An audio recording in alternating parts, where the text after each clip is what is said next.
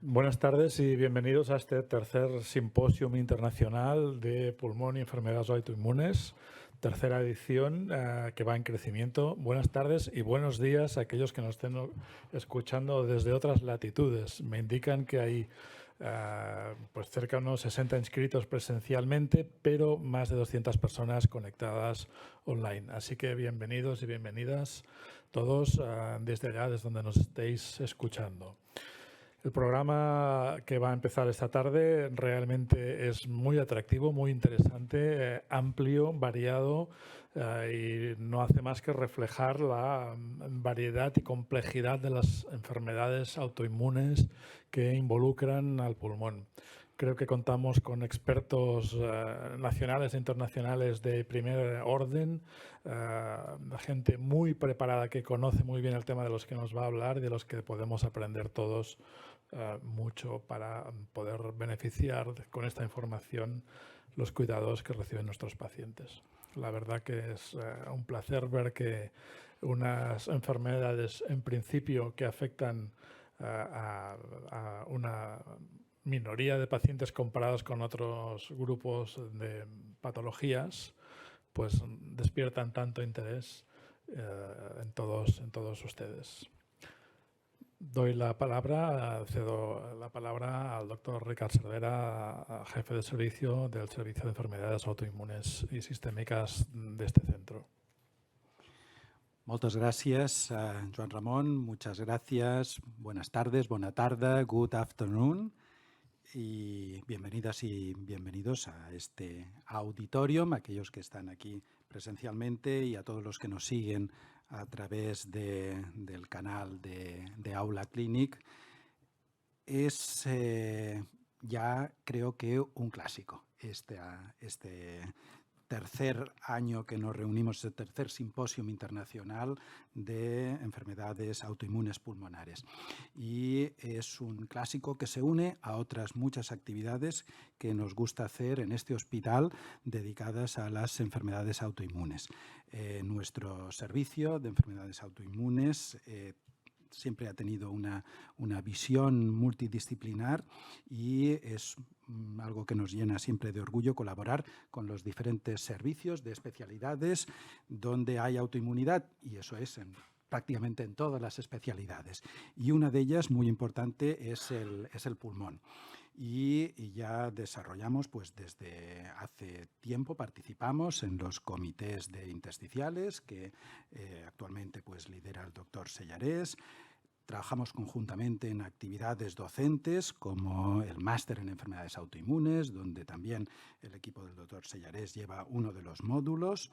Realizamos conjuntamente preceptorships, rotaciones. También desde la última edición de este simposio internacional se han producido excelentes noticias para favorecer esta actividad multidisciplinar, como ha sido la aprobación oficial de las redes de enfermedades minoritarias autoinmunes. A nivel catalán, las CHUECs, a nivel español, las CESURs, y a nivel europeo, las ERN, RITA y RECONEC, en la cual pues también participamos de una forma muy activa y multidisciplinar. Y pues esperamos que iniciativas que están a punto de abrirse, como la realización de redes de investigación multidisciplinar dentro de esta casa, dentro del Institut d'Investigacions Biomèdiques August Pi Sunyer, del IDIVAPS, pues también podamos estar trabajando de forma multidisciplinar. Por lo tanto, nuevamente, muchas felicidades al equipo organizador, liderado por el doctor Sellarés, de esta actividad autoinmune en el pulmón, pero con esta visión multidisciplinar desde nuestro servicio de enfermedades autoinmunes del Hospital Clinic. Como siempre, con muchas ganas de colaborar y de participar. Enhorabuena, muchas felicidades y a todos que disfruten de este simposio. Y ahora ya cedo la palabra al doctor Alfonso López Soto, que es el jefe del Servicio de Medicina Interna de nuestro hospital. Buenas tardes a los que están aquí presentes y también a los que están conectados. Voy a ser breve porque me parece que lo que ustedes quieren no es oírme a mí ni a ninguno de los que estamos en esta mesa, sino a los que vienen después.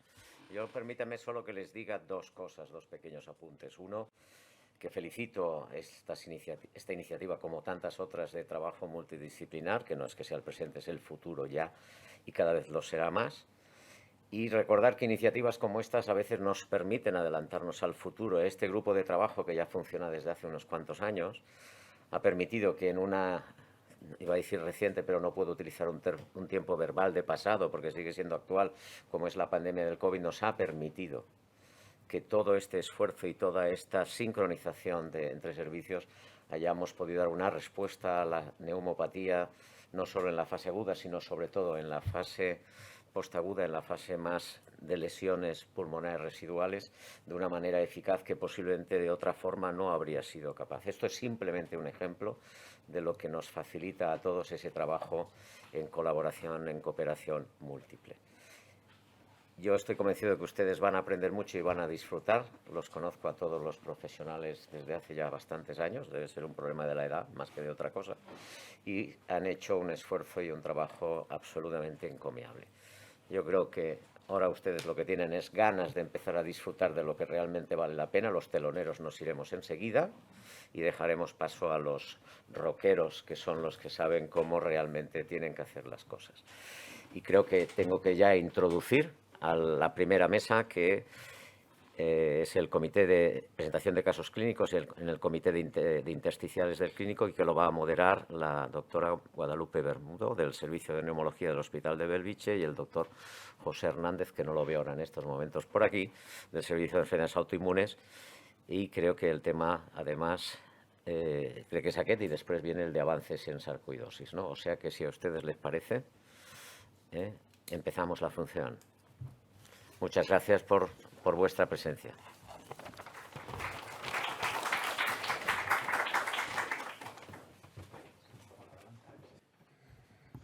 Hola, buenas tardes a todos.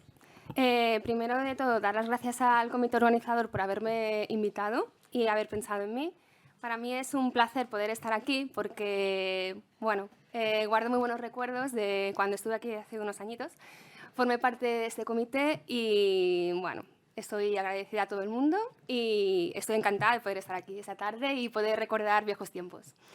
Pasaremos ahora al doctor Sallarés, que hará una pequeña explicación del comité, del origen y de la evolución que llevamos de 10 años del comité. Adelante, Jacobo. Sí. Pues muchas gracias. Y pensando un poquito antes de entrar en la sesión de comité como tal, que empezará un poquito más tarde, pues le pedí pues a Lupe que me dejara unos minutos para un poco hablar de estos 10 años de CIC, ¿no? De CIC, que esto salió, ¿verdad, Sergio?, en una serie de chats, chats mails, vamos a decirlo así, de cómo lo llamamos esto, ¿no? Y CIC, la verdad, yo creo que fue una cosa muy, muy inteligente de llamar, porque es muy sencillo decir CIC, ¿no? Tenemos tantas formas de abreviaturas para decir las cosas, y bueno, es el Comité de Intersticiales del Clínico, ¿no? Intersticiales del Clínico. Entonces, bueno, voy a hacer un poquito de historia, y entonces empezamos, siempre que hablamos de historia, pues siempre tengo que poner al doctor Chauvet, ¿no? Porque él fue nuestro mentor, fue la persona que pues tuve el enorme placer de poder sustituirle posteriormente a su labor, ¿no? En este hospital, y siempre ha sido un reto, y fue un poco la idea salió de una conversación que tuvimos el doctor Chauvet y yo, que ya Esteban Cano en un primer intento había intentado, ¿no?, previamente a mí, y yo recuperé esa idea, que era pues decir, oye, pues puede ser bueno que nos reunamos y para comentar casos de enfermedades intersticiales, porque parece que esto es importante, ¿no? Y realmente pues esto desde hace años después se ha visto que realmente es algo que ya todos los centros hacen, el tener un comité de intersticiales, ¿no? Los centros que llevan enfermedades intersticiales. Y salió un poquito por comodidad también, porque yo recuerdo, y esto lo comentaba en otra reunión reciente, ver al doctor Chauvet en la época de los tags de papel, cargado de tags y ahora voy a hablar al radiólogo, ¿no? Después me voy a ir a hablar con el patólogo y la verdad es que iba bien para perder peso en aquella época, a dedicarse a las intersticiales, porque como ibas saltando de gabinetes para ir comentando pacientes, lo cual, pues claro, era un poco incómodo, ¿no? Realmente. Entonces, desde que allá pues, se digitalizan las imágenes, ¿no? ¿Cuándo fue, Marcelo, la digitación de imágenes? Quizá a finales del 2010 o inicios del 2011, 2012. ¿Qué? Se digitaron las imágenes, permitió pues, que fuera más fácil también realizar este tipo de reuniones, porque como saben ustedes, pues es fundamental poder tener las imágenes digitalizadas. Y a partir de ahí le comenté al doctor Chauvet, ¿qué les parece que, bueno, pues si hablamos con los actores principales sobre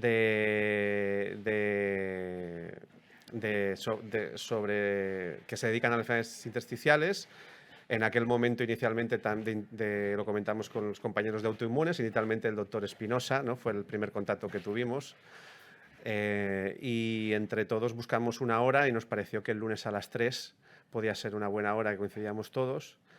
Y inicialmente pues empezamos a hacer esas reuniones que inicialmente fueron una vez por mes. O sea, yo recuerdo que la primera fue en mayo del 2012 aproximadamente, y la primera paciente que tuvimos, que comentamos, fue una paciente con esclerosis sistémica, que no sé si recuerdas, ¿no? Que tenía hipertensión pulmonar, y realmente es la primera que tenemos en el registro de nuestras enfermedades intersticiales, ¿no?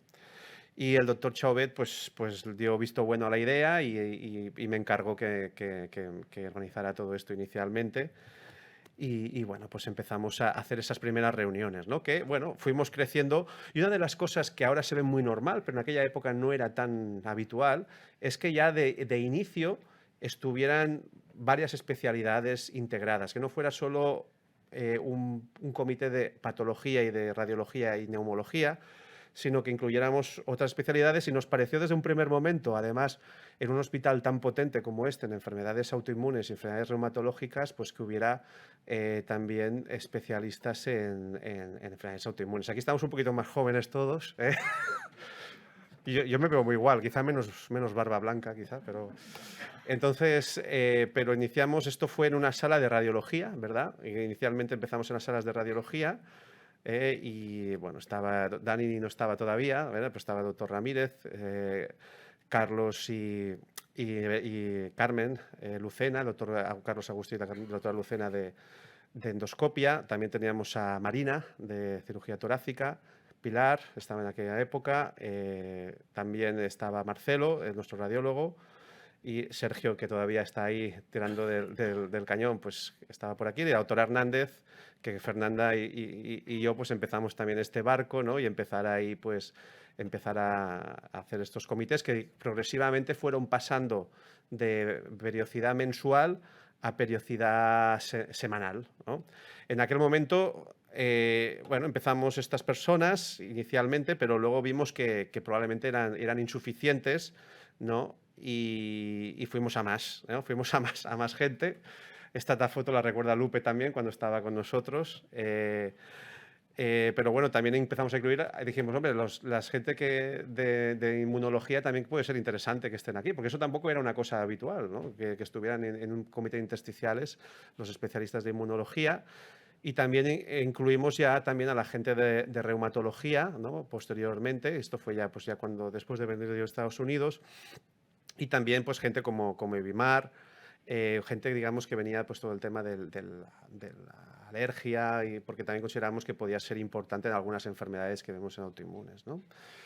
Y el doctor Chauvet, pues aunque ahí seguía viniendo, a pesar de que ya estaba pues de baja y en una situación pobre física pues que dificultosa, pero él pues no perdía la pasión por las intersticiales y estaba ahí a pie de cañón todos los lunes, escuchar lo que decíamos, y nosotros le seguíamos pidiendo opinión también porque sobre los pacientes que comentábamos, ¿no?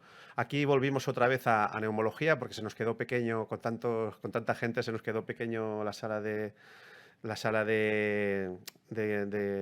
radiología, y bueno, pues fuimos siguiendo, y ya es la sala donde estamos y estuvimos inicialmente hasta la pandemia, realmente, porque la pandemia cambió y ahora actualmente pues el comité lo hacemos online, ¿no? Que creo que es lo que más cómodo tenemos en este momento, ¿no? Bueno, pues esta es la actividad del CIC hasta el año 2021. Realmente se han comentado 2.094 pacientes hasta diciembre del 2021. O sea, realmente se han comentado muchos pacientes. Y realmente yo soy de presentar muchos pacientes en el comité porque realmente aprendemos mucho y realmente pues, nos ayuda mucho. Y cada lunes estamos ahí pues, una hora y media con todos los pacientes cada semana, ¿no? También ahí fue un cambio los comités online. Y esto fue una de las cosas que empezamos en el 2017 y que hicimos una mini publicación que coordinó el doctor Franceschi, que, por ejemplo, empezamos a hacer comités no solo con los pacientes que tenían de nuestro servicio, sino que también empezamos a hacer comités online en el 2017-2018 con otros hospitales de referencia para nosotros. En este caso hicimos un estudio con el Hospital de Mollet, en el cual pues, es un poco más reducido el comité. De hecho somos, ¿no? Yo mismo y radiología, en este caso doctora Venegas de radiología, inicialmente el doctor Sánchez, y que pues, nos ayuda un poco a decidir mejor, ¿no? Y que sobre todo pues, que pacientes que están lejanos en espacio, a los que no conozcan el Hospital de Mollet, está aproximadamente a unos 40-30 minutos, diría yo, en coche desde nuestro hospital. Y para evitar pues, traslados innecesarios de pacientes y que pacientes no se quedaran colgados en su evaluación, pues hicimos este sistema que yo creo que nos fue bien. Inicialmente analizamos estas 17 sesiones online de una duración cada uno. Se habían comentado 55 pacientes y solo fueron derivados a nuestra unidad 29%. Es decir, que el 71% tomamos una decisión y no fueron derivados. Y yo creo que ahora aún son menos todavía los que se derivan. Realmente se derivan muy pocos pacientes. También los neumólogos de Mollet han aprendido de intersticiales, ¿no? Y realmente a veces lo que quieren es que el radiólogo les dé el visto bueno, más que mi propia decisión, porque ellos ya saben lo que van a hacer, porque ya han aprendido con tantas sesiones. Desde el 2017 llevamos 5 años. Y realmente considero que para comentar pacientes que están lejanos y para no hacer traslados innecesarios es muy interesante y es una opción muy interesante también, y ahí creo que evolucionamos y hacia ir hacia esos comités también para comentar pacientes de otras áreas, ¿no?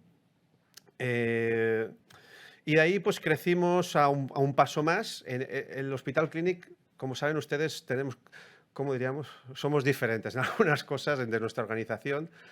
Y una de las cosas es pues, que se promueve la creación de unidades multidisciplinares, y en este caso, pues, el caso de las enfermedades intersticiales, pues es una unidad o un grupo de un programa inicialmente, pues que claramente íbamos hacia una unidad, pero que antes tenemos que pasar por lo que se llama un grupo de trabajo durante un tiempo, hasta que podemos pasar en un tiempo hacia lo que es lo que determina el Hospital Clínic unidad como tal, ¿no?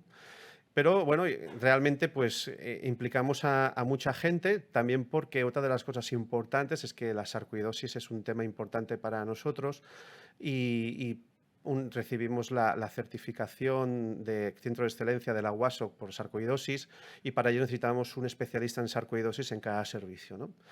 Entonces, junto a esto, más los pacientes intersticiales, pues hay 23 servicios implicados en este grupo de trabajo, que realmente pues, hemos ido teniendo un crecimiento importante, ¿no? Entonces ahí pasamos ya de hacer ese comité, el CIC, a ir a un círculo, a un área más ahí, que es la creación de este grupo de trabajo en el 2021, ¿no? Otra de las cosas interesantes que hablamos de reconocimiento es que pues, hemos recibido también el reconocimiento de unidad por la RN como unidad de intersticiales de referencia a nivel europeo.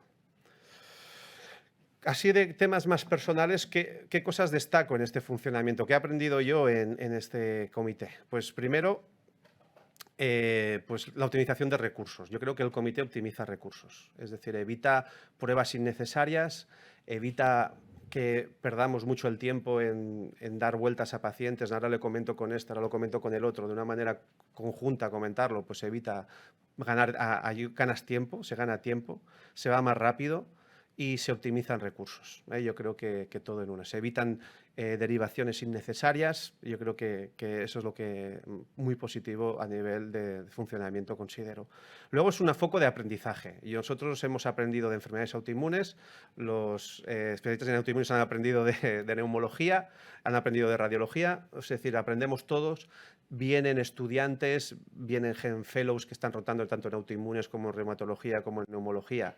Y aprenden, ¿no? y consideran que es una actividad muy interesante a nivel de aprendizaje y de evolución y realmente pues es un foco de aprendizaje muy interesante. Y luego pues disfrutamos, realmente es una tarde que se disfruta, es decir, después de a veces la actividad asistencial que puede ser muy estresante en algunas ocasiones, pues yo creo que esa hora y media, pues disfrutamos, porque los que nos gustan las intersticiales, pues aprendemos, disfrutamos y tenemos buen rollo. Yo creo que eso es una de las cosas que decimos siempre, que nos lo pasamos bien, hacemos bromas, yo creo que eso es muy interesante, ¿no? Y esto ha llegado, pues bueno, yo hacía tiempo que el COVID no lo permitía, pero digo, hombre, quiero una foto ya en las escaleras famosas de la universidad con el grupo de trabajo. Y aunque falta gente, que por desgracia por temas diferentes no pudo estar, pero bueno, la representación importante de toda la gente que estábamos implicados en las enfermedades intersticiales actualmente y que realmente ha incluido gente de investigación y gente de todos los áreas que están implicadas y bueno, pues ahora tenemos ahí ese reto de seguir desarrollando temas durante estos años que vienen adelante, ya creo que saliendo un poquito más, si nos deja un poco más el COVID, pero también trabajando dentro del COVID, porque hay proyectos que están dentro de esta unidad, ¿no? Y de hecho pues tenemos a la doctora Albacar o la doctora Lledó, que se dedican a la parte importante de su actividad al COVID. Y realmente, pues entonces creo que seguimos adelante y vamos trabajando para que este CIC pues, se mantenga y sea para mí lo más importante, ¿no? un punto de aprendizaje para todo el mundo y para la gente que viene a rotar con nosotros y que está conectada con nosotros. Pues eso es todo lo que quería decir. Muchas gracias a todos los que participáis en el comité. Estoy muy agradecido por la ayuda que me habéis dado, que nos habéis dado a Fernanda y a mí en consolidar ese comité y que si os apetece, pues seguimos los próximos 10 años viendo pacientes en el comité. Muchas gracias.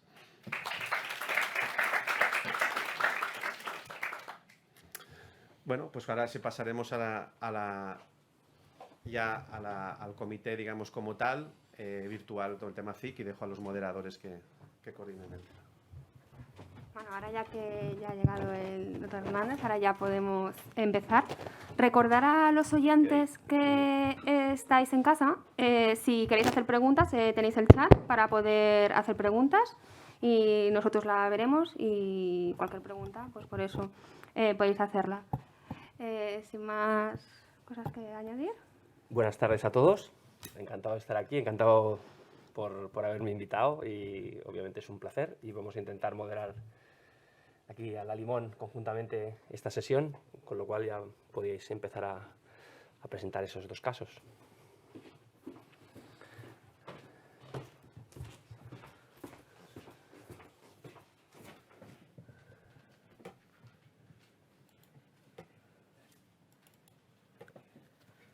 Hola, buenas tardes con todos. Bueno, el día de hoy primero permítanme agradecerles por la oportunidad de formar parte de este equipo, que es realmente muy enriquecedor. Cada día aprendemos un montón con nuestros pacientes y con todo el equipo. Hoy vamos a hacer lo que habitualmente se hace en un comité del clínico. Todos los lunes nos reunimos y vamos a evaluar a los pacientes. Estos son pacientes reales del hospital y entonces vamos a conversar un poquito de este primer caso. Esta es una mujer de 58 años sin alergias medicamentosas conocidas, exfumadora desde hace 25 años con una dosis acumulada de 8 paquetes año, un aborto espontáneo, 2 hijos sanos nacidos sin prematuridad. Como antecedentes familiares, su padre con cáncer de pulmón y su madre con cáncer de mama. Antecedentes laborales, ella trabajó de administrativa con atención a la gente, anteriormente informática y en tiendas de telas con exposición a polvillo de algodón. En el domicilio nos reportaba que tiene exposición a cojines, a edredones de plumas, anorak de plumas, sofá de plumas, un nido de pájaros en el patio, humedades en la habitación y un humidificador que lo retiró ya hace varios años. Como antecedentes patológicos personales, ella tiene dislipemia en tratamiento dietético, una tiroiditis de Hashimoto, diagnosticada a los 25 años en tratamiento sustitutivo, uveitis unilateral de probable origen herpético y una gastritis crónica con déficit de vitamina B12 en tratamiento. La historia de esta paciente empieza en dermatología en el 2019 con evidencia de lesiones urticariformes recidivantes, más artralgias, artritis determinada por rigidez en manos matutina, además alopecia sin placas atróficas, una disnea de esfuerzo ya de algunos años de evolución, por lo que el servicio de dermatología inicia el estudio determinando con esta analítica inicial una urticaria probablemente vasculítica versus una dermatitis neutrofílica asociada a lupus. Posterior a esto, la paciente inicia por indicación de dermatología el uso de prednisona a 5 miligramos día más hidroxicloroquina 200 miligramos. Adicionalmente, solicitan algunas pruebas complementarias y en el transcurso de la realización de estas pruebas complementarias en el 2020, lamentablemente acude a otro centro donde diagnostican por estos síntomas una neumonía bilateral SARS-CoV-2 y el tratamiento en ese momento, lo que se tenía en la evidencia era lopinavir, ritonavir más hidroxicloroquina que lo mantuvo. Luego de esta neumonía fue dada de alta y llega por fin a la valoración solicitada para radiología. Nos va a ayudar la doctora Venegas para revisar la imagen. Hola, buenas tardes.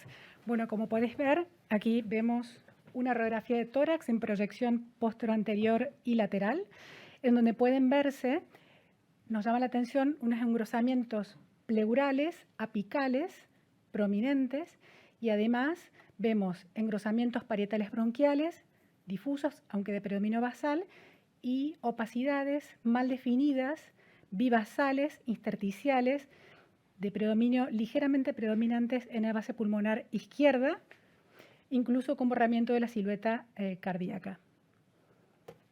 Esta es la radiografía inicial que tenemos de ella luego de la neumonía. Ok, muchas gracias, Mariana. Y entonces, una vez que dermatología continúa con este estudio y tenemos este hallazgo de la radiografía de tórax, pues es evaluada por el servicio de autoinmunes, ya con algunos de los estudios solicitados previamente, y entonces un poco mencionar los resultados de estos con la radiografía de tórax que ya nos ha explicado Mariana, por lo que se solicita un TACAR para el seguimiento, una analítica con anticuerpos antifosfolipídicos positivos, un ecocardio sin evidencia de hipertensión, de datos de hipertensión pulmonar, una resonancia magnética y una electromiografía que muestran signos de miopatía, por lo que realizan una biopsia muscular con diagnóstico de vasculitis de pequeño vaso, diagnosticándolo como un lupus eritematoso sistémico, por lo que ahora nos corresponde que el servicio de autoinmunes nos comente de los hallazgos.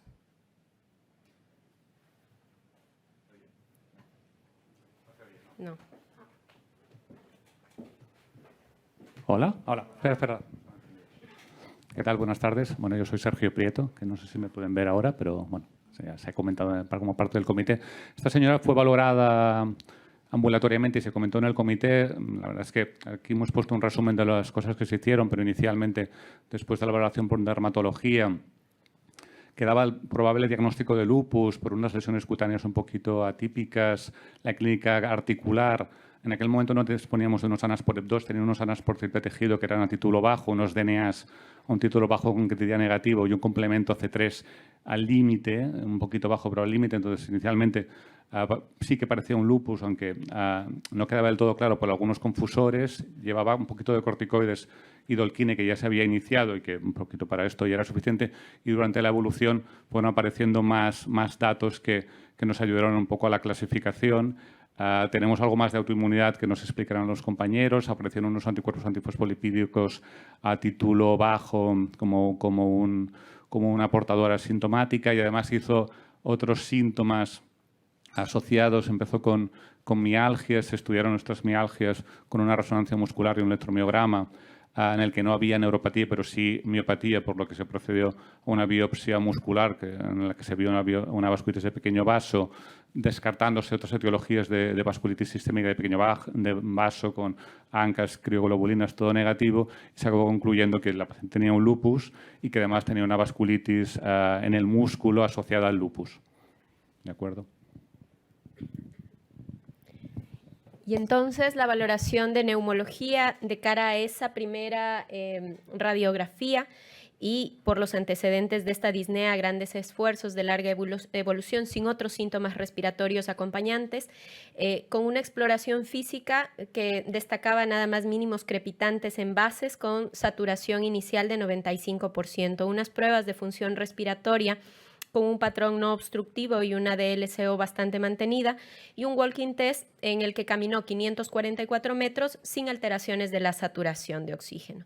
Entonces, en el contexto de este estudio y de cara a la evaluación de una enfermedad intersticial, se decide hacer una analítica mucho más ampliada y el TACAR que había sido solicitado previamente. Entonces, ahora nos ayudan con la analítica. Vale, desde el laboratorio de inmunología, en el área de autoinmunidad, hacemos una amplia batería de autoanticuerpos. Como ha comentado Sergio, pues tenía unos ANAS por inmunofluorescencia indirecta sobre triple tejido a título bajo, con un complemento, un C3 bajo. Sin embargo, los ANAS o los anticuerpos anticelulares sobre células EP2 presentaba una positividad intensa tanto en el núcleo como en el citoplasma, como podéis ver en estas imágenes. Y en relación a las pruebas antígeno específicas, títulos bajos de anticuerpos anti-DNA y de péptidos citrulinados. El resto de las pruebas eran negativas. ¿Se puede esto? ¿Hola? ¿Ya? ¿Sí? ¿Puedo aportar algo así como moderador o moderar un poco? ¿Tenemos los niveles de C1Q en esta paciente? No, en esta paciente yo creo que no. Porque... No sé.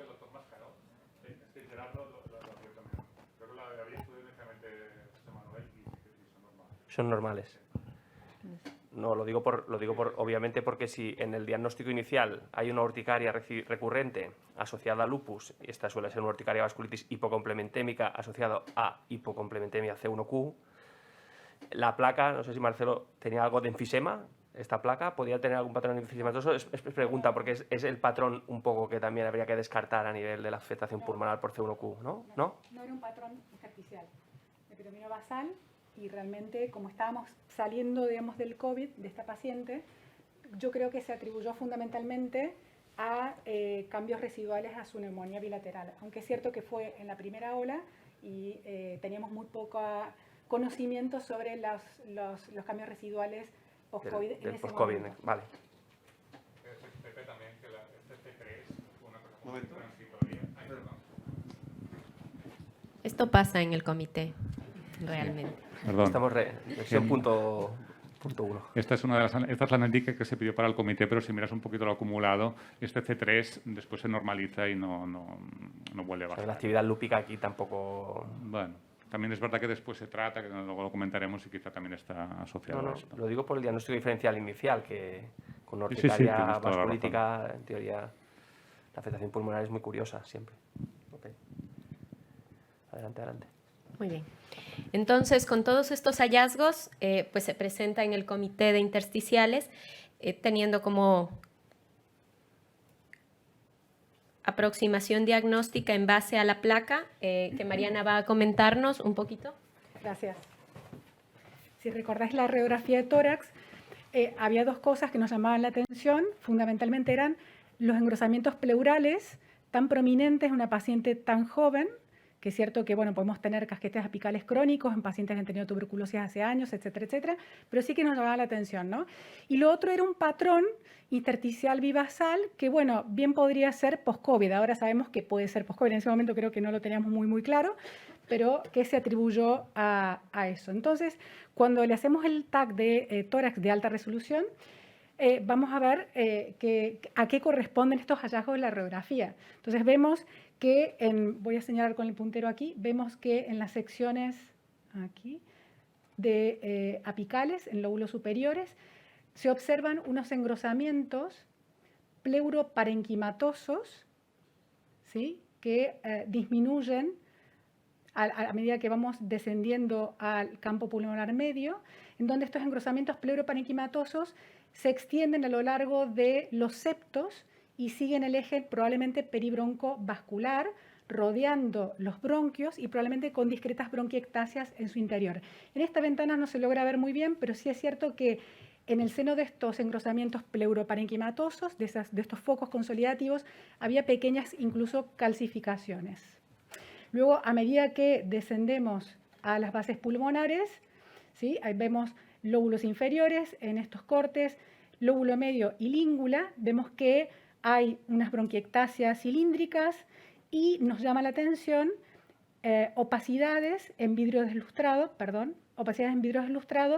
bastante difusas, ligeramente peribroncovasculares en algunos sectores, y estas imágenes como de bandas parenquimatosas o atelectasias con algo de pérdida de volumen, con una distribución perilobular que nos llama la atención. Entonces, un patrón de neumopatía intersticial en las bases pulmonares, con un patrón alternativo para diagnóstico de NIU. En realidad no nos acercamos ni a probable NIU ni a un diagnóstico de NIU, y con unas imágenes que nos llaman la atención que podrían corresponder a ciertos focos de neumonía organizativa. Nos recuerda esta distribución perilobular, y estas opacidades en vidrio ilustrado podrían corresponder a una neumonía intersticial no específica, a una NINE.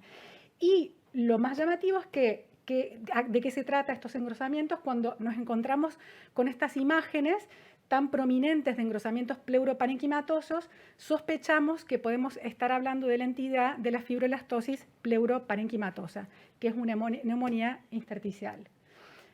En el corte coronal ponemos en evidencia estos engrosamientos, como veis, que se continúan con el eje peribroncovascular, que hay bronquiectasias en su interior, y las bases pulmonares más afectadas a la izquierda. Recuerden que en la base pulmonar izquierda, en la radiografía de tórax, veíamos un cierto borramiento de la silueta cardíaca con estos engrosamientos y bandas de atelectasias perilobulares.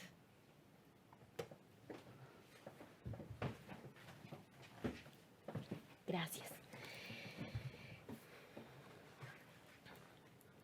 Entonces, con la reunión del comité multidisciplinar se diagnostica, pues, por los hallazgos de radiología, una neumonía intersticial no específica asociada a lupus, que ya había diagnosticado autoinmunes, y una fibroelastosis pleuroparenquimatosa. Un poco para evaluar este antecedente de COVID y que no se tenía muy claro cuál era la evolución que iba a tener este paciente por todo lo que se sabía en ese momento, que era un poco limitado, se decidió repetir la tomografía para valorar la evolución.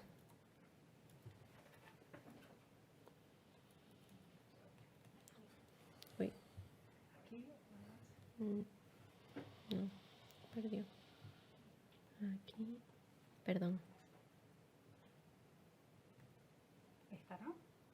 Sí. Sí. Bueno, realmente hay poco a destacar. Llama la atención que hay una cierta estabilidad de los hallazgos descritos. Es decir, seguimos viendo estos engrosamientos pleuroparenquimatosos apicales de las características que he descrito, y luego esta afectación intersticial de predominio basal con estas imágenes que nos recuerdan a focos de neumonía organizativa o de probable NINE asociada también en relación a estas opacidades en vidrio ilustrado basales. Estaríamos delante de estos dos patrones en esta paciente.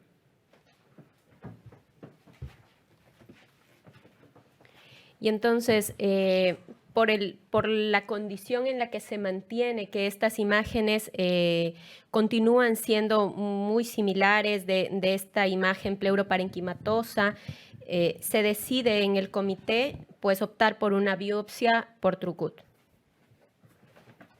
Quiero mostrar la imagen. Aquí lo que realizamos es una biopsia percutánea guiada por TAC. En este caso utilizamos una aguja de biopsia con introductor, en donde la paciente está en decúbito prono, y lo que hemos hecho es biopsiar uno de los engrosamientos pleuroparenquimatosos. La idea era también poder obtener biopsia tanto de la zona pleuroparenquimatosa como del parénquima pulmonar. No hubo complicaciones luego del procedimiento.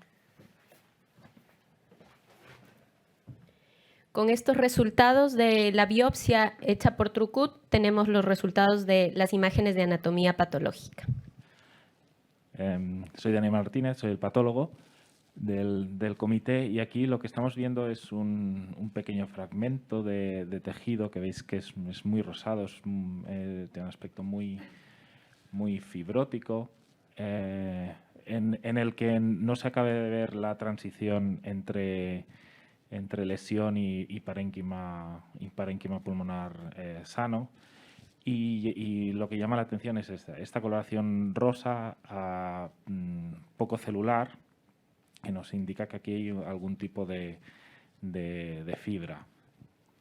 Esto es un detalle donde se ve este tejido fibrovascular, y en la siguiente lo que hicimos fue una tinción para fibras elásticas, que nos da esta coloración más violácea y resalta que esta fibrosis o este tejido aspecto fibrótico estaba formado por gran cantidad de fibras elásticas que estaban puestas así de manera irregular. Creo que hay otra foto. Una imagen general para que veáis estas líneas de color violáceo que corresponden a las fibras elásticas. Y entonces esto lo que nos está diciendo que esta lesión está compuesta por abundantes fibras elásticas, y dentro del diagnóstico diferencial, y teniendo en cuenta la orientación clínica radiológica, esto podría tratarse de una fibroelastosis pleuroparenquimatosa pulmonar. Muy bien, entonces el diagnóstico anatomopatológico confirma un poco el diagnóstico radiológico de fibroelastosis pleuroparenquimatosa. Y la decisión del SIC fue una fibroelastosis pleuroparenquimatosa más una anemia asociada a lupus eritematoso sistémico, por lo que este paciente, bajo estas consideraciones, inicia el tratamiento inmunosupresor a base de micofenolato, y la decisión del SIC pues es que si esto continúa a progresión, se deberá considerar ya el inicio de antifibróticos. No sé si quiere comentar alguien más. No. Yo tenía una pregunta, y era si esta paciente no teníamos placas previas antes del COVID. No, ¿No? Supongo. No, ninguna. Para poder saber si realmente el COVID Encontramos una muy antigua del 2008 que he revisado ahora, que era normal, o sea, realmente no se y no había nada para intuir lo de los casquetes apicales. Es que no llamaba la atención realmente estos engrosamientos. Pero era el 2008. Sí, antes del 2010 seguro, 2008 aproximadamente. Sí, vale. sí. Pero no llamaba la atención. No y menos la afectación basal, o sea que no... Vale. Y supongo que cuando se hizo el primer TAC estaba solamente con la hidroxicloroquina, ¿no? O ya no llevaba ni cortis. Sí, bueno, la prednisona y la hidroxicloroquina, que fue lo inicial indicado. Que se le puso para la vasculitis. Sí. ¿No? Vale, yo creo que sí, ¿no? Que es un caso muy interesante, sobre todo porque la fibroelastosis, inicialmente cuando hablábamos de ella, parecía que era una entidad minoritaria, ¿no? Y sí, que muy poco frecuente, y cada vez estamos diagnosticando más porque pensamos más en ella, ¿no? Y este TAC, la imagen es muy característica, ¿no? Por los casquetes apicales, la imaginación pleural que tiene, es muy característica, pero sobre todo es pensando en la etiología, ¿no? Si es secundaria a algo autoinmunitario, como en este caso, ¿no? El lupus, y que el tratamiento pues es tratar, ¿no? Como en este caso la enfermedad de base, y valorar si progresa. La duda es esta, ¿no? Si ponerle antifibrótico o claro, no, exacto, porque hay sí. serie de casos reportadas por ahí, pero bueno, la evidencia está un poco... Evaluar la progresión tanto de la afectación apical como de la afectación intersticial de predominio basal que tiene esta paciente, que es otro patrón, ¿no? Un patrón Sí. asociado que coexiste con la fibrolastosis pleuroparenquimatosa. Es decir, la fibrolastosis puede estar sola, sin hallazgos adicionales en el parénquima pulmonar, o puede coexistir con otros Asociado. patrones. El más frecuente es con NIU, ¿es cierto? Mm. Luego de NINE, y el tercero es de neumonitis por hipersensibilidad Hipersensibilidad. fibrótica. Que También esta que paciente- tenemos algún caso. Y esta paciente tenía exposición ambiental, ¿no? Que también podía jugar ahí un papel, pero bueno, las IgGs eran... Y lo otro recalcas que has comentado si había radiografías previas. Aquí lo que no tenemos es la radiografía porque fue un centro privado en la primera ola del COVID, en el 2020, en donde realmente cómo era la radiografía de la neumonía bilateral, ¿no? O sea, nos queda la duda si realmente al ver esta afectación intersticial bilateral se dio, bueno, porque en ese momento hacíamos casi todas las placas patológicas, nos informábamos cantidad y decíamos COVID, ¿no? Entonces, realmente saber si realmente lo que se vio, ¿no? Claro, era esto, o más que esto, realmente tenía una neumonía sobreañadida, o vieron este patrón, ¿no? Que es lo que pasó en muchos casos, ¿no? Evidentemente. Pero sí que es verdad que es eso, ¿no? El patrón de NINE que comentas tiene como focos organizativos añadidos, ¿no? Que puede ser ahí por el COVID, pero también, bueno, la de base, la NINE, ¿no? estabilidad, que tiene, digamos, eso en va las más a dos favor va más a favor de la que NINE sea secundaria. claro, exactamente, que sea NINE-NO, que es la asociación Tendría que haber solemos mejorado, ver si no. en el TAC y también creo que en la P, ¿no? En la asociación de NINE-NO, y la estabilidad nos habla que en realidad no es secundaria el COVID, No. porque los cambios organizativos en el COVID sí que tienden a evolucionar. y Entonces, mejoran. sí, generalmente mejoran en su gran mayoría, tal cual. Ujú. No sé si la audiencia tiene alguna pregunta. Bueno, entonces, como para situarnos un poco, he traído una revisión muy corta aquí y es básicamente para hablar de esto, de las características de estas fibroelastosis pleuroparenquimatosas secundarias, comparándolas con las que son idiopáticas. Y entonces decir que la prevalencia no es muy conocida, pero sí que es baja. Puede ser idiopática o secundaria y no hay una clara exposición no hay una clara relación entre la exposición al tabaco y el aparecimiento de estas. Hay algunos casos reportados, como podría ser uno de ellos, secundario a infecciones del tracto respiratorio que lo desencadenen, que esta injuria inflamatoria pueda desencadenar esta progresión o contribuir en la patogénesis de la fibrosis pleuroparenquimatosa. Esta enfermedad asociada, como han dicho ya, a algunas otras enfermedades intersticiales, y lo que Mariana comentaba, recalcar que nuestro paciente no tuvo ninguna complicación en la biopsia por Trucut, ya que esta es una de las principales cosas que se pueden presentar en las biopsias quirúrgicas, por ejemplo. Y en la percutánea también. Es decir, estos pacientes hacen un hemotórax y luego no se resuelve porque tiene fibrosis y no se logra reabsorber, queda con un hemotórax permanente, y lo otro que hacen es hemotórax dentro de las complicaciones de la biopsia percutánea. Estas son un poquito las causas secundarias de la fibroelastosis pleuroparenquimatosa, y como ustedes pueden observar aquí, de todas las causas secundarias evaluadas en este artículo, pues el lupus no está presente. ¿Por qué? Porque no es algo que se vea habitualmente en relación con esta enfermedad. Y lo que ha dicho Mariana es verdad, se puede asociar a varios patrones radiológicos, siendo el patrón de NIU el patrón que nos da un poco más de riesgo de que disminuya la supervivencia de estos pacientes, lo que pueden observar en la gráfica de la derecha. Y las complicaciones de cara a la biopsia, que podrían ser neumotórax o neumomediastino, las exacerbaciones agudas e inclusive la muerte en estos pacientes. Y ya hablando un poco más de las guías actuales de la fibrosis pulmonar progresiva, pues fíjense cómo nos ponen ya en el cuadro de la nueva guía a la fibroelastosis pleuropulmonar como una de las posibles causas de este tipo de patologías progresivas, tomando en cuenta que ya se han visto estos patrones, sobre todo relacionados a NIU. Como conclusiones, siempre buscar causas secundarias a estos probables casos de progresivas de fibroelastosis. El patrón New siempre dará un peor pronóstico y hay que diferenciarlo de otras como la FPI. Intentar obtener los diagnósticos por anatomía patológica, aunque esto debe tenerse en cuenta por los riesgos potenciales, y si progresa, pues valorar el inicio de tratamiento antifibrótico. Sí. Marcelo. ¿Se oye? Sí. Algunos comentarios sobre el caso antes de pasar al siguiente. Primero, estar totalmente de acuerdo con lo que ha dicho Lupe. O sea, no existía la fibroelastosis y ahora parece que todo el mundo tenga fibroelastosis y parece... Me recuerda un poco a los ganglios intrapulmonares que nunca existían. Yo no sabía en la vida lo que era un ganglio intrapulmonar y ahora pues todos los TACs tienen algún ganglio intrapulmonar, ¿no? O sea, hay cosas que cuando sabemos que existen las vemos, o no sé, es curioso. Yo creo, lo del diagnóstico anatomopatológico, creo que la imagen radiológica de esta entidad es muy típica y yo no creo que haga falta. O sea, realmente ponemos en riesgo a estos pacientes, un riesgo bajo, digamos con la biopsia percutánea, pero sí que te pueden hacer un neumotórax que no se expanda o un hemotórax, o sea que hay que valorar mucho el caso, los casos que decidimos biopsiar. Y sí que creo que mejor percutánea que quirúrgica para estos pacientes.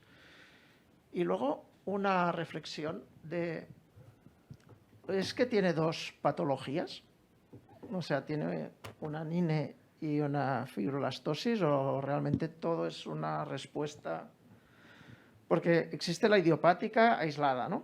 Y luego hay la que se asocia con otras, que se asocia con NIU, con neumonitis... ¿Y que es que tienes coexistencia de dos enfermedades o realmente es una que la reacción hace una reacción pleural o pleuroparenquimatosa y una reacción diferente parenquimatosa? Esto ya sé que es filosófico, pero...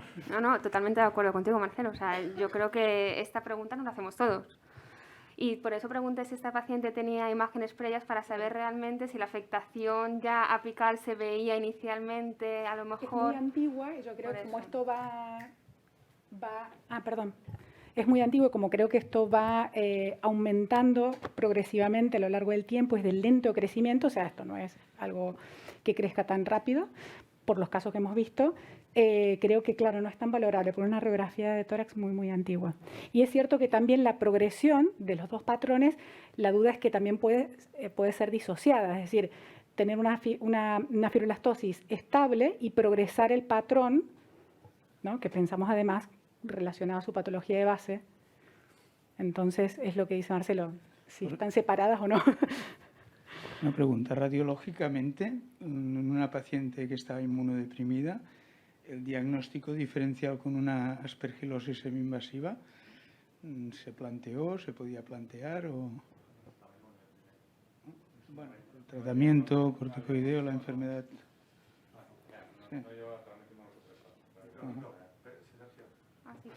Sí. Radiológicamente no. En realidad no tiene no es el mismo patrón de una aspergilosis semi-invasiva. ¿Por qué? Porque existen unos criterios que se han propuesto, que no están validados, radiológicos y anatomopatológicos de esta patología, y en donde desde el punto de vista de radiología, realmente el engrosamiento es de periférico hacia centrales, de pleura hacia el parénquima pulmonar, y en el caso de la aspergilosis, realmente los hallazgos son diferentes, son hallazgos más de vía aérea, podemos encontrar consolidaciones, misetomas, afectación bronquial, etcétera, etcétera, que hacen que, bueno, son casos muy aparatosos, pero que no tienen esta característica radiológica tan peculiar que hace como si fuese, cuando vemos en el coronal, a veces nos dicen, bueno, que es similar a la cera de vela que se derrite, porque va creciendo de esta forma, ¿no? Entonces, desde la zona apical de los pulmones se extiende, digamos, como si fuera la cera de la vela que se derrite, ¿no? Por así decirlo. Y esa característica, realmente, hay muy pocos diagnósticos diferenciales. Y fundamentalmente, dependiendo del antecedente del paciente, pues podemos pensar en pacientes que tienen mayor edad, que han tenido, por ejemplo, antecedentes de tuberculosis hace muchos años y que tienen estos engrosamientos. es uno de los casos, o pacientes que hayan recibido radioterapia que tengan esta afectación pleural, subpleural típica, ¿no?, de cambios fibróticos, pero tenemos el antecedente de la radioterapia, del campo de radiación, etcétera. O sea que realmente son, en función de los antecedentes del paciente, sí que hay diagnóstico diferencial, pero en estos casos, cuando es un paciente asintomático sin otros antecedentes, no pensamos realmente en algo infeccioso. Yo tenía una pregunta, que ahora ha sido muy bonito, ¿no?, la patología y la biopsia por Trucut, pero me da la impresión de que cuando sospechamos una fibrolastosis lo confirmamos casi al 100% con la biopsia. Sí, la pregunta es, y ya sé tirándome piedras, porque a mí me encanta la patología, no es personal, pero realmente quizá es necesario con la confirmación o realmente no es confirmar. Jacobo, si quieres, añado que yo iba a ir por ahí para saber el pronóstico en función de lo que se encuentre. No sé si hay simuladores o otras patologías que pueden simular algo. Y lo que iba a preguntar era, claro, que está muy bien acabar con la histología para decir, ahora tenemos esto y vamos a probar esto en función incluso del grado no sé, de hipertrofia o no sé cómo lo podéis gradar, ¿no? Pero en este caso yo creo que la histología siempre te da una seguridad a la hora de mantener o no un tratamiento, porque sabes lo que estás tratando siempre, ¿no? Esto siempre y cuando, Marcelo, vosotros me digáis que esto no puede ser otra cosa, entonces ya sí que es verdad, pues para qué biopsiar, ¿no? Esto ya... Lo siento, Dani. Además, con Dani nos llevamos muy bien y nos encanta discutir estos casos hasta el final, o sea que... Bueno, yo creo que no hace falta biopsiarlos y que realmente de los que hemos biopsiado ninguno ha salido otra cosa que no sea fibrolastosis pleuroparenquimatosa. Incluso uno que no salió, la biopsia, luego era una neumonitis, hay una neumonía eosinófila crónica que había hecho una reacción periférica, era diferente, pero bueno, o sea que las que han salido, todas han sido fibrolastosis. Pero la que te sale la neumonía eosinófila sí, crónica, pero ¿no? era muy diferente, o sea, era diferente. Ajá. O sea, no eran estos grandes chorretones, digamos. La clave está que predominan lóbulos superiores. En los criterios lo nombran, porque claro, en el caso de la neumonía eosinófila crónica, pues incluso puede ir un poco más el engrosamiento periférico más hacia las bases, bueno, a campos medios. Pero eso ya en los criterios de fibrolastosis lo dan como probable, ¿no?, que tampoco es tan consistente con el diagnóstico. Entonces, la clave realmente está que predomine mucho en la zona apical.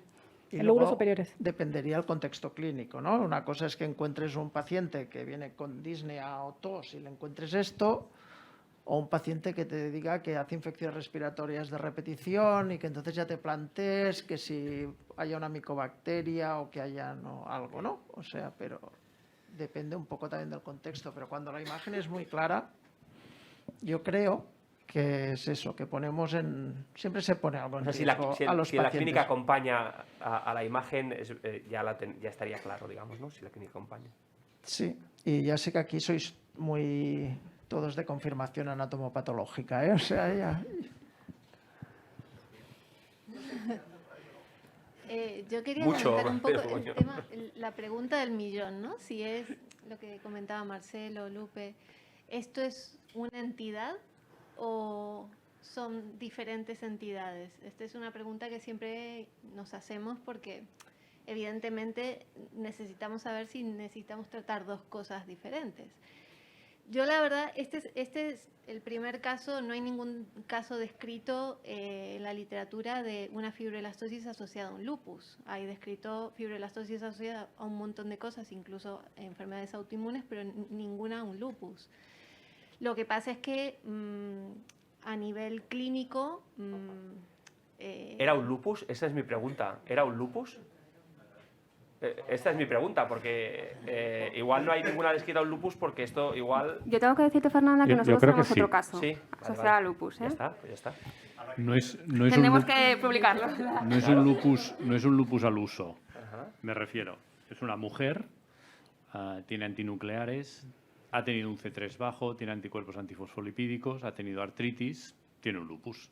Okay. Es verdad que tiene un C3 bajo, pero que luego se ha normalizado, y unos DNAs muy al límite, como ha comentado antes la doctora Ruiz. Quiero decir que con esto que no es, digamos, un lupus al uso en este sentido. Y por otra parte, la verdad es que la vasculitis en el músculo, en el lupus, hostia, no la vemos. Y se hizo todo el estudio a raíz, como ha dicho Sergio, de unas mialgias. Es verdad que en ese momento, hostia, se hizo un estudio exhaustivo de vasculitis de pequeño vaso y todo fue absolutamente negativo. En una paciente que tenía una urticaria vasculitis, en un contexto... ¿La urticaria vasculitis también está confirmada? Porque sí, es un concepto anatomopatológico. ¿Había una biopsia que lo confirmaba? Seguro. La llevaba el doctor Mascaró y el doctor Mascaró hizo todo el estudio extensivo, se descartó todo lo descartable y lo único que apareció positivo fue unos antinucleares que es verdad que por triple tejido eran al límite de un 80, un C3 mínimo y unos anti-DNA al límite. Es verdad que luego, preguntándole a la paciente, quizás, bueno, sí que explicaba artralgias de lo que podía haber sido una artritis y tenía unas mialgias. Con respecto a lo que comentas de la vasculitis y el músculo, viendo un poquito este caso, también me gustaría revisar la histología, porque a veces, de hecho, la resonancia dice que tiene miositis.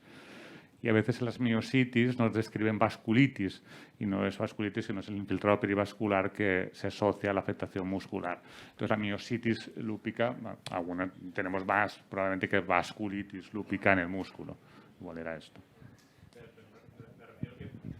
Pensando en una miositis lúpica, uno pensaría en un lupus más florido, ¿no? Y la verdad es que la señora fue a raíz de rascar, hasta así, me encuentro después del COVID, que nos trajo un poquito de cabeza si era lo que estábamos viendo, era pues bueno, un residuo de post-COVID o en realidad era una mialgia, ¿no? O una miositis.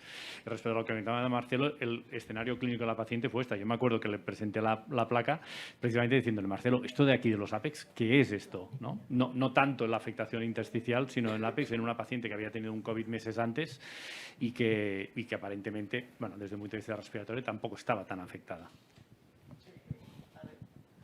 Además, cosas post-COVID hemos visto muchas, pero desarrollo de fibrolastosis, no, hasta ahora no hemos visto ningún caso.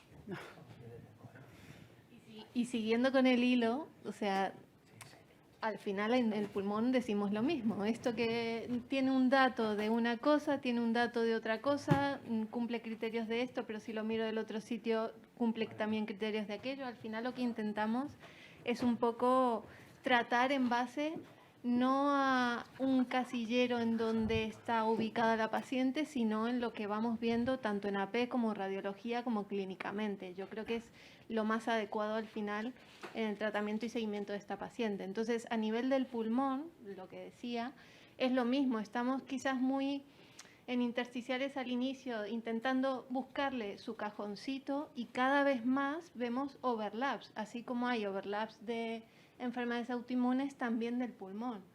Y en base a eso tratar. Yo creo que este caso es interesante porque la parte inflamatoria, sea lo que sea que tiene debajo, al final se está tratando, pero el punto fundamental en el cambio del tratamiento y cambio de actitud terapéutica es si esto sigue fibrosando o no, porque entonces sí que es añadir un antifibrótico.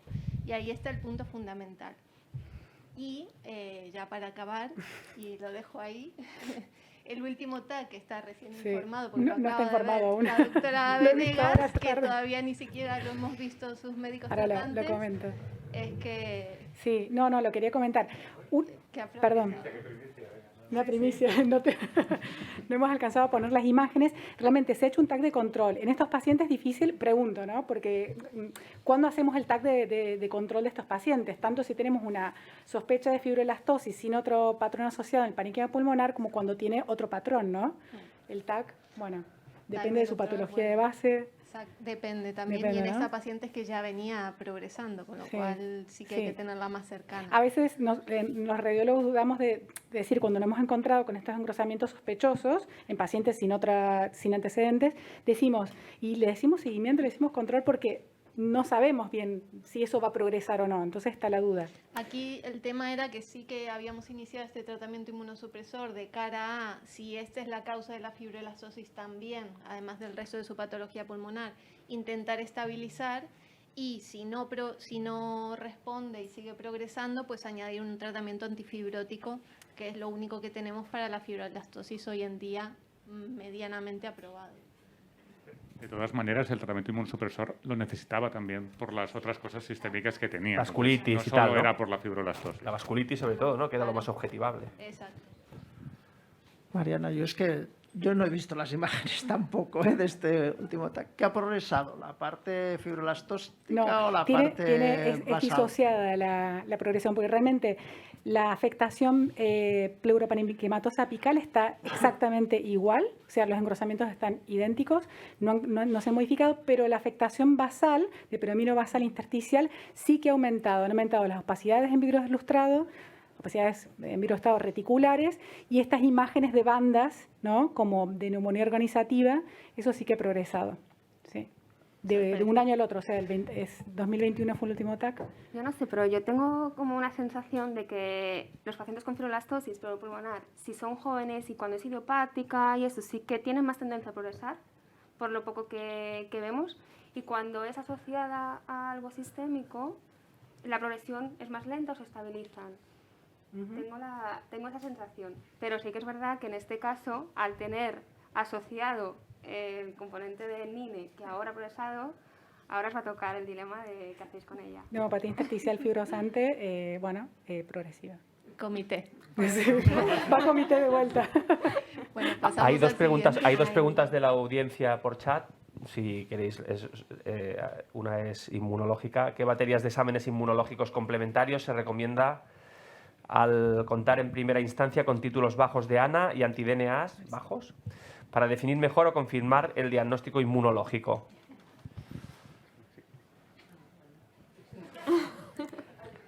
¿A dónde va el micro? Atrás. Lo tiramos hacia arriba y a ver qué lo coge primero. Atrás, Jacobo. A la última fila. Para contestar esta pregunta, me refiero. Ah, no. ¿Qué batería inmunológica hay que hacer para proseguir el estudio diagnóstico de unos ANAs y unos DNAs a título bajo, por confirmar algo? Porque teóricamente yo creo que la oyente, que es un asistente anónimo, nos está diciendo qué valor tiene esto. Habrá que confirmar esta cosa con algo más. O sea, ¿qué anticuerpos hay que añadir al estudio? Sí, ¿no? supongo que están añadidos. Bueno, los anticuerpos anti-DNA están hechos por dos métodos diferentes, ¿no? Salen a título bajo por quimioluminiscencia, también la critidia, que es menos sensible y salió negativa, ¿no? Critidia negativa. Sí, y a veces, bueno, en estos casos se repiten, ¿no?, las determinaciones de anticuerpos pasado un tiempo. Sí. Los ANAs, sí, por EP2 sí que son positivos, sí. Patrón más intenso sobre células EP2. Yo en este caso añado que iría a repetir los T1Q varias veces. Sí, porque la urticaria vasculitis es 95% hipocomplementémica asociada a lupus. Es harto infrecuente no asociada a lupus. Y siempre es anti-C1Q, con lo cual, ¿me confundo o no me confundo? Con lo cual, si esto es una urticaria vasculitis y hay un lupus de base, y luego hay una vasculitis de pequeño vaso en el músculo, pues yo hubiera completado el estudio por ahí más también. Con un lupus de bajo voltaje. Hay una pregunta de la audiencia. Deporte.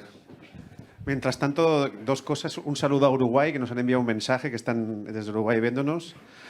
Y también aprovechar que mañana hay un update de fibrolastosis pleuroparenquimatosa de la doctora Bargagli de Siena, que también nos aclarará cosas. ¿Qué tal, Ignacio? Hola. No, yo una pregunta. En la anatomía patológica de esta biopsia, ¿se llegó a objetivar la inflamación de la neumonía intersticial no específica o solo se veía la fibrosis? O sea, la NINE esta supuesta a un supuesto lupus es solo por imagen, entiendo, ¿no? Lo digo porque... Es que la AP se cogió, ¿no? Se hizo la trucut de la lesión de Solo los del lóbulos engrosamiento, superiores. No se exacto. cogió nada de inferior, porque fue una trucut. Por eso no se Una observa trucut lo del dirigida, NINE. Sí, no había representación importante del parénquima pulmonar. Y no se veían ni focos organizativos y con un trucut tampoco me atrevería yo a dar un diagnóstico de NINE, porque es una superficie demasiado pequeña como para hacer un diagnóstico de este tipo. Gracias. Muy bien.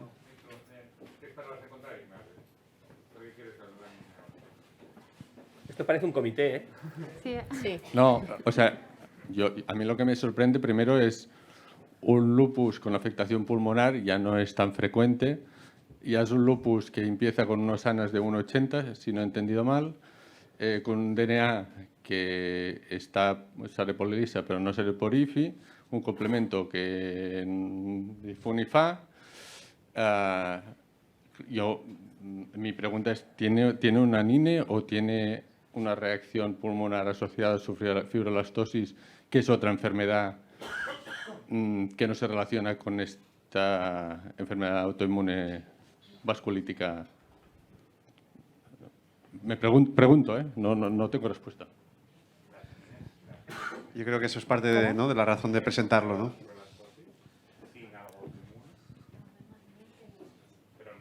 Pero NINE Sí, hay, aunque es menos, sí. que es como dice Mariana, Claro. que el patrón más frecuente es el de NIU. NIU, segundo NINE, tercero neumonitis por Neumonitis hipersensibilidad polisensibilidad. fibrótica, la crónica. Si la NINE idiopática Claro. aislada ya se duda de si realmente Sí. es o no, pues una NINE idiopática asociada a fibrolastosis primaria, pues Es rizar más el rizo ya, ¿no? No sé, bueno, no sé. que todo puede ser, ¿eh? Que por eso- Además, la fibrolastosis tampoco la puedes catalogar como IPAF, o sea, que tuviese eso con alteración autoinmune no concluyente. Bueno, yo como comentario final quería decir que comentabas, no, Lupe, que tenéis otro paciente con un lupus, pues ponte de acuerdo con Belén, porque igual... Sí, lo vamos a escribir, y ahí seguro. la discusión podéis aprovechar todo. Lupus hay. Lupus hay. Ya Archivo seguro que está encantado de recibir este caso clínico. Sí, sí. ¿Y tenéis AP de la fibrolastosis eso? Sí. Sí, muy bien. Ah. Así sí que se puede hacemos, publicar, ¿eh? por eso, hacemos pocas biopsias, que es lo que dices tú, ¿no? Porque si la imagen es tan típica radiológicamente, pues sí podemos evitar esa complicación. Pero en este caso hicimos biopsia, porque también teníamos ahí dudas y era una paciente joven y le hicimos la biopsia. O sea que tenemos... Sí. Muy bien. Bueno, pues vamos al siguiente caso. Ahora sí podemos ir... Este caso ha dado para debate. Eso, Podemos ir sí. un poquito ahora Un poco más rápido, sí. Sí. Muy bien. Este es un hombre de 47 años, exfumador, con una dosis acumulada de 5 paquetes años, no alergia a medicamentosas conocidas. Como antecedentes personales, un colesteatoma de oído derecho a los 42 años, resuelto quirúrgicamente, y síncopes 2 veces al año con estudio cardiológico que descarta cualquier alteración cardiológica y lo dan de origen vasovagal. Antecedentes familiares de su madre con lupus y un síndrome antifosfolipídico que hace un evento de trombosis venosa profunda en algún momento de su vida, y su hermano con asma. Como antecedentes laborales y exposicionales, él fue pintor y barnizador durante 9 meses, pero se dedicó por más de 10 años en un taller de mármol sin uso de mascarilla a la elaboración de azulejos con sílice. Además, en su casa, la presencia de periquitos por varios años. La historia de la enfermedad inicia con algo de disnea, una MMRC1, tos seca, dorsalgia, pérdida de peso de 3 a 4 kilogramos, fiebre y sudoración nocturna, además de un fenómeno de Raynaud, tumefacción de los dedos e hiperestesia distal, más o menos de un mes de evolución, por lo que acude a otro centro por emergencias. En este paciente realizamos las imágenes y... Sí. Bien, aquí vemos, se le realiza un TAC de tórax a este paciente, un TAC de alta resolución. Vemos que es sin contraste endovenoso, en donde estas son imágenes de la ventana de mediastino, en donde se observan múltiples adenopatías, que son estas imágenes nodulares, mediastínicas, de localización paratraqueal, derecha fundamentalmente, alta, más baja, aquí otra, y luego alguna adenopatía prevascular y adenopatías subcarinales y adenopatías iliares también bilaterales. Ninguna de ellas, como podemos apreciar en estas imágenes, tenía calcificaciones. Esta imagen aquí en el mediastino prevascular es probablemente restos tímicos versus hiperplasia en un paciente bastante joven, ¿no? Y aquí vemos en la ventana de pulmón, en los cortes de alta resolución, nos llaman la atención varias cosas en donde podemos observar que hay un engrosamiento micronodulillar de las cisuras difuso, una afectación micronodulillar además en la superficie pleural, que nosotros tenemos que ver normalmente la superficie pleural muy lisa, y aquí vemos que es ligeramente irregular, no sé si la alcanzas a ver, pero es irregular porque probablemente hay múltiples micronódulos asentando en esta zona, y luego vemos una afectación micronodulillar que predomina en los campos pulmonares superiores, en este caso son los lóbulos superiores, sobre todo en el lóbulo superior derecho, que presentan una distribución, algunos de localización centrolobulillar, otros vemos que siguen el eje peribroncovascular con una típica distribución perilinfática de estos nódulos. ¿Comento lo que me parece? Aquí no. No. Sí, Bueno, me parece. Bien, claro, ante estos hallazgos, evidentemente estamos ante un TAC patológico. Esta asociación que vemos de adenopatías mediastínicas e iliares, en este caso no están calcificadas, y la afectación micronodulillar de distribución perilinfática, y vemos que hay otras imágenes que veremos más adelante, realmente la gran mayoría de estos micronódulos no estaban calcificados, con la afectación en lóbulos superiores y también algo en segmento apical del lóbulo inferior derecho, y esta afectación cisural nos hace pensar en un diagnóstico diferencial de sarcoidosis y también de neumoconiosis. Fundamentalmente la silicosis nos puede dar este tipo de patrón.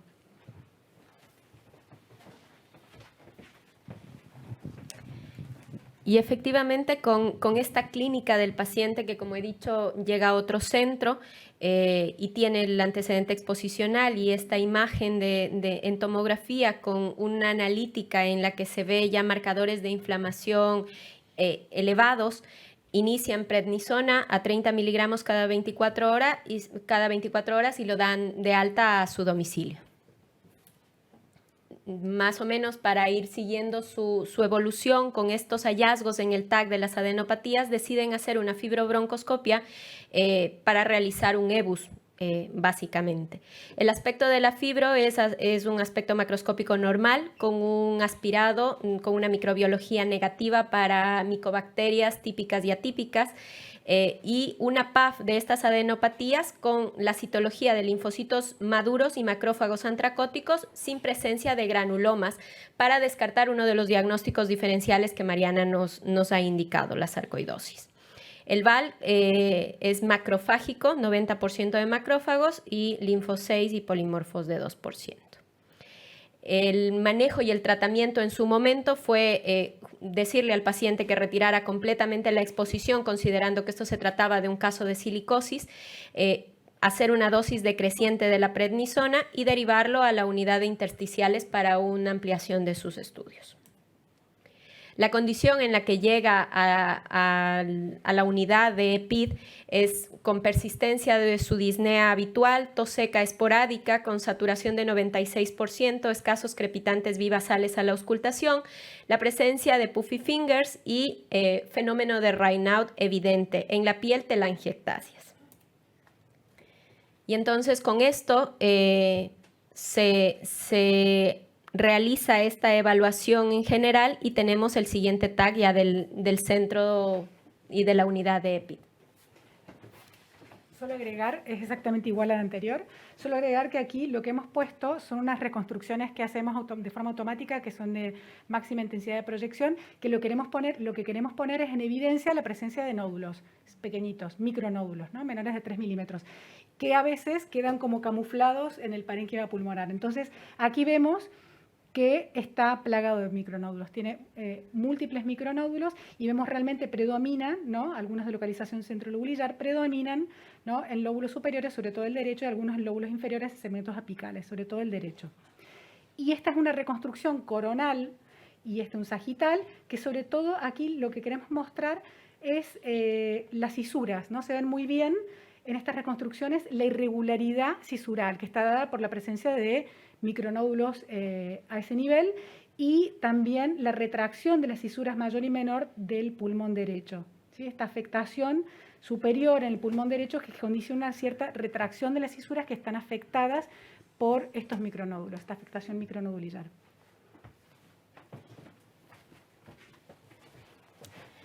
Con todos estos hallazgos se realizan exploraciones complementarias por parte del servicio de autoinmunes que los van a comentar ahora.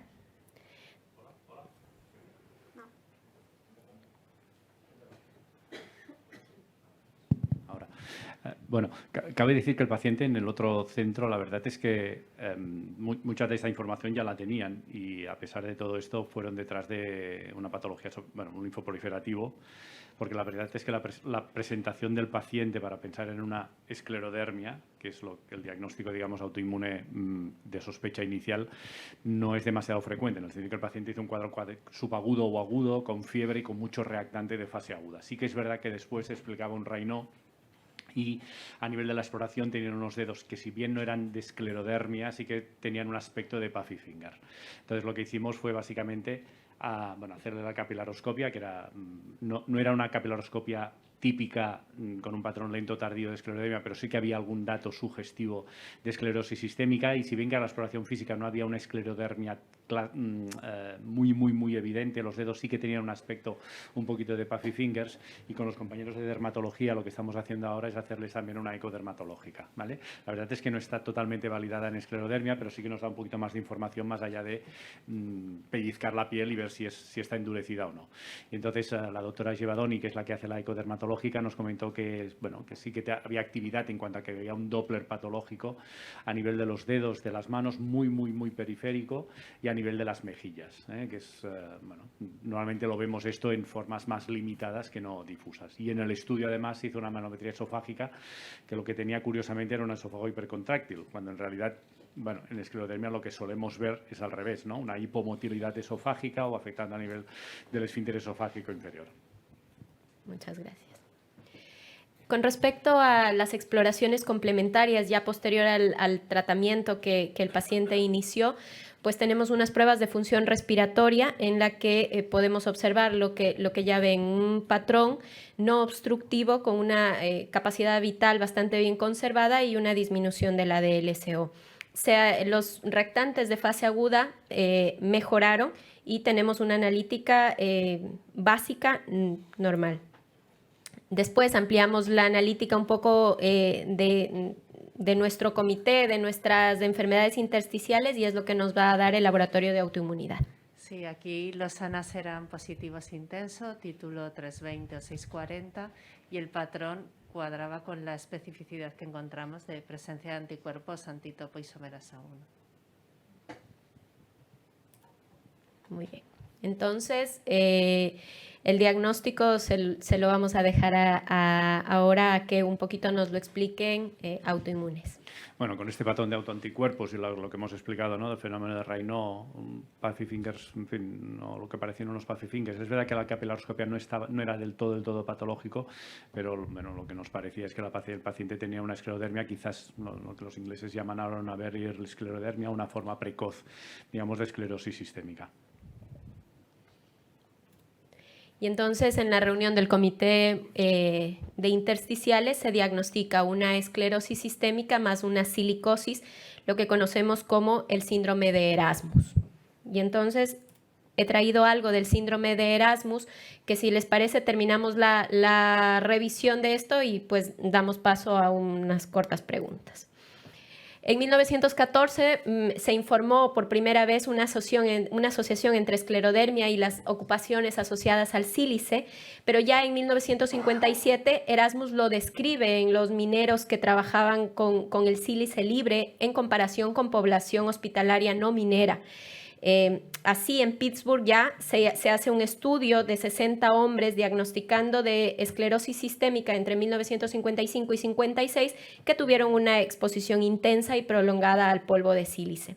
He traído aquí algo del 2021 realizado en 584 pacientes, donde quieren determinar en este diagnóstico si la silicosis se asocia con un aumento del riesgo de padecer alguna de las enfermedades reumatológicas autoinmunitarias sistémicas. Los objetivos básicamente determinar la prevalencia de estos en los pacientes expuestos a la inhalación de polvo de sílice sin y con silicosis. Y entonces podemos ver como nuestro paciente que el fenómeno de Raynaud sí que es bastante, mucho más frecuente en los pacientes con una enfermedad autoinmune asociada que en los pacientes únicamente con diagnóstico de silicosis, con más patologías, más comorbilidades y con más alteraciones en las pruebas de función respiratoria. Además, bastante frecuente que los autoanticuerpos en los pacientes expuestos al polvo de sílice, a pesar de no expresar la silicosis como tal, también se ven afectados o se ven elevados en algunos de estos casos, y la progresión con los cambios de categoría, sobre todo en imagen, se ve mucho más en los pacientes que tienen una enfermedad autoinmune desarrollada con la exposición. Entonces, ¿cómo se explica un poco la fisiopatología de esta enfermedad en común? Pues que algo de la bibliografía nos dice que las alteraciones en los receptores de interleuquina 2 soluble pueden hacer que se produzca el colágeno y estimular de esta forma a los monocitos o mastocitos para liberar factores que inducen a la biosíntesis de colágeno. Liberan interleuquina 1, 6, factor de necrosis tumoral alfa, que son factores proliferativos de fibroblastos, y de esta forma, adicionalmente, pueden hacer que la apoptosis sea más dominante en linfocitos T reguladores que en los linfocitos T respondedores, lo cual conduciría a un desequilibrio autoinmunitario. Como conclusiones, en este caso que nos ha tocado correr un poco, es la inhalación de polvo de sílice y especialmente la silicosis se asocian con el desarrollo de enfermedades reumatológicas autoinmunes. La presencia de estas en los pacientes con silicosis se puede asociar a una progresión radiológica, y la posibilidad de presentar estas diferentes enfermedades reumatológicas debe estar presente en los pacientes con silicosis para ser reevaluada en cada visita médica. Muchas gracias.